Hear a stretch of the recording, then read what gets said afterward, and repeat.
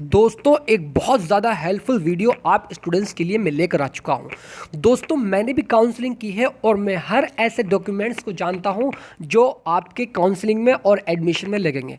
फटाफट अंदाज में दोस्तों इन डॉक्यूमेंट्स के बारे में हम एनालिसिस करने वाले हैं, कौन कौन से डॉक्यूमेंट्स कहाँ लगेंगे और अगर नहीं है हमारे पास तो वो कहाँ से बनवाने पड़ेंगे। ये सारी बातें दोस्तों 5 से 7 मिनट की वीडियो में होने वाले हैं। मुझे पता है दोस्तों आपने किस पर्पज़ से इस वीडियो को क्लिक किया है, क्योंकि दोस्तों अगर आपके पास डॉक्यूमेंट्स नहीं है तो आपका एडमिशन नहीं होने वाला, 100% नहीं होगा, राइट। उसके बाद में इसके यानी इन 17 डॉक्यूमेंट्स के अलावा कोई सा भी डॉक्यूमेंट्स आपका नहीं लगने वाला है, मैं सही बता रहा हूँ।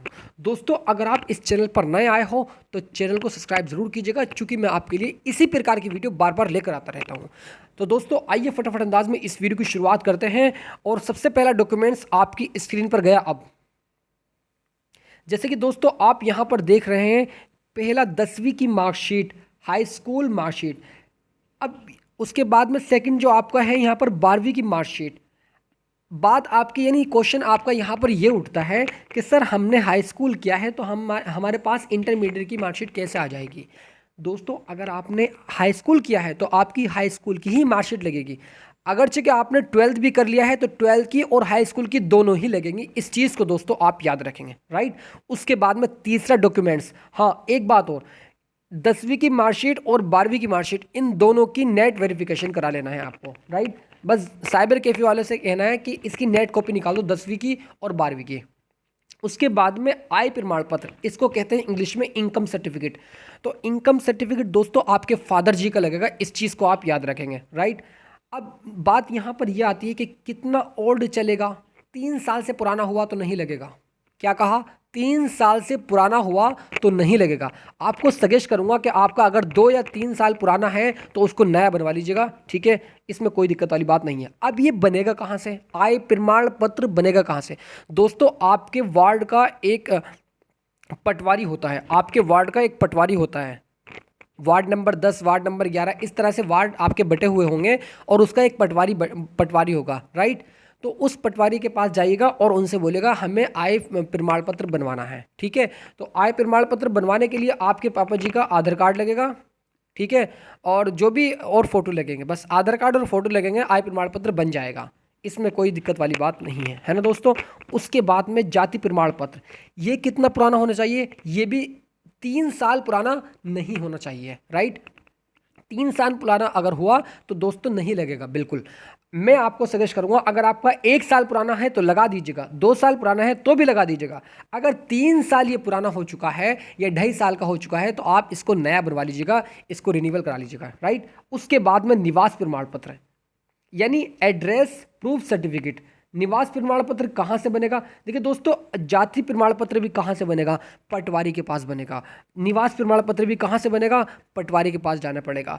पटवारी के पास नहीं जाना पड़ेगा तो आप अपने आसपास के साइबर कैफे वाले के पास जाइए, उनसे बोलिएगा कि निवास प्रमाण पत्र हमें बनवाना है या आय प्रमाण पत्र बनवाना है या निवास जाति प्रमाण पत्र। तो तीनों प्रमाण पत्र, तीनों सर्टिफिकेट आपको अपने नज़दीकी केंद्र यानी नज़दीक के पास जाओगे, वहाँ पे साइबर कैफे वाले के पास, उसके पास बन जाएगा, अप्लाई हो जाएगा वहाँ से, ठीक है। इसमें कोई दिक्कत वाली बात नहीं है।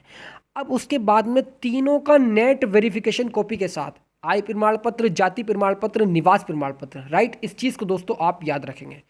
उसके बाद में दोस्तों स्वास्थ्य प्रमाण पत्र यानी हेल्थ सर्टिफिकेट कहाँ से मिलेगा? तो हेल्थ सर्टिफिकेट दोस्तों आपको अपने आसपास के सरकारी अस्पताल में जाना पड़ेगा और उस सरकारी अस्पताल में जाने के बाद उनसे बोलना है कि हमारा हेल्थ सर्टिफिकेट बनना है ना। तो वो आपको हेल्थ सर्टिफिकेट बनाकर दे देंगे। 100 से 200 रुपये या 150 रुपये लेंगे या 50 रुपये लेंगे, बस इससे ज़्यादा नहीं लगेंगे, राइट। उसके बाद में करेक्टेड सर्टिफिकेट यानी चरित्र प्रमाण पत्र कहाँ से बनेगा? चरित्र प्रमाण पत्र आपका आपके कॉलेज से मिलेगा जहाँ से आपने 12th या 10th किया है, राइट। करेक्टेड सर्टिफिकेट जिसको हम कहते हैं सीसी। उसके बाद में आता है गैप सर्टिफिकेट। गैप सर्टिफिकेट किसका लगता है? गैप सर्टिफिकेट उसका लगता है जैसे 12th का आपने 12th किया है, 12th के बाद आप काम करने लगे कोई सा भी या फिर कोई और सा कोर्स करने लगे, राइट। यानी आपका 1 या 2 साल का उसमें गैप हो गया। होने के बाद अब आपने यहाँ पर इंट्रेंस एग्ज़ाम दिया जीकअप का और वहाँ से आपको कॉलेज भी अलाउड हो गया, मिल गया कॉलेज। तो जब आप एडमिशन कराने के जाएंगे तो आपके कितने ईयर्स गैप हो 12th के बाद में? 12th के बाद में 12 के बाद में कितने ईयर्स गैप हुए। अगर 2 ईयर्स गैप हुए, 2 ईयर्स के बाद में आप जीकअप का एंट्रेंस एग्जाम दे रहे हैं, उसके बाद में आपका सर्टिफिकेट लगता है, गैप सर्टिफिकेट। ठीक है, उसके बाद में अगर बात करूँ ट्रांसफर सर्टिफिकेट यानी टीसी की बात, देखिए चरित्र प्रमाण पत्र और ट्रांसफर सर्टिफिकेट, करेक्टर सर्टिफिकेट और ट्रांसफर सर्टिफिकेट, टीसी और सीसी, ये दोनों आपको अपने कॉलेज से मिलेगा जहाँ से आपने 10th की है या 12th की है, राइट, बिल्कुल ठीक। उसके बाद में माइग्रेशन सर्टिफिकेट, माइग्रेशन सर्टिफिकेट किसका लगता है, देखिए अगर आपने गैप किया है, गैप करने के बाद अगर आपने कोई कोर्स कर रहे हैं, बीएससी कर रहे हैं या कोई सा भी कोर्स कर रहे हैं, ठीक है बीएससी, तो उसके बाद में आपने सपोज मान लिया 12 के बाद बीएससी कर ली और बीएससी के बाद आप करना चाहते हैं पॉलिटेक्निक, राइट, तो आपका वहाँ से माइग्रेशन सर्टिफिकेट मिलेगा जहाँ से आपने बीएससी की है, जहाँ से आपने बीएससी की है वहाँ से आपका माइग्रेशन सर्टिफिकेट मिलेगा, राइट। उसके बाद में जहाँ से आपने बीएससी की है वहाँ से आपका ट्रांसफर सर्टिफिकेट मिलेगा और वहाँ से आपका करेक्टर सर्टिफिकेट मिलेगा। यानी ये 3 चीज़ें दोस्तों आपकी वहाँ से मिलेगी जहाँ से आपने बीएससी किया है।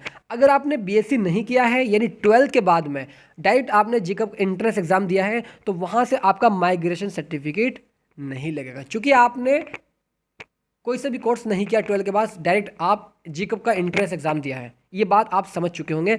वहाँ से आपका क्या लगेगा, चरित्र प्रमाण पत्र और यहाँ पर ट्रांसफर सर्टिफिकेट, ये 2 चीज़ लगेंगी बस, है ना।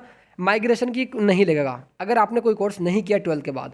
उसके बाद में 10 फोटो लगेंगे पासपोर्ट साइज़ के, इस चीज़ को दोस्तों आप याद रखेंगे।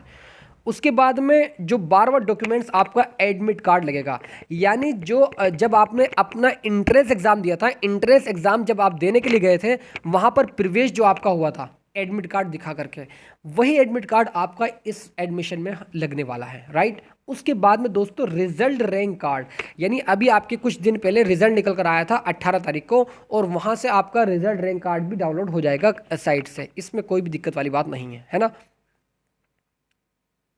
अब यहाँ पर बात आती है कि सर एडमिट कार्ड कहाँ से मिलेगा। अगर हमारा एडमिट कार्ड खो गया है तो एडमिट कार्ड हमारा जीकअप की ऑफिशियल वेबसाइट से डाउनलोड हो जाएगा, राइट, इस चीज़ को भी आप याद रखेंगे। उसके बाद दोस्तों हम आते हैं रजिस्ट्रेशन की फ़ीस रसीद, यानी जब आपने काउंसलिंग से पहले रजिस्ट्रेशन कराया है ना, तो इसकी फ़ीस रसीद, यानी इसमें कितने पैसे लगे।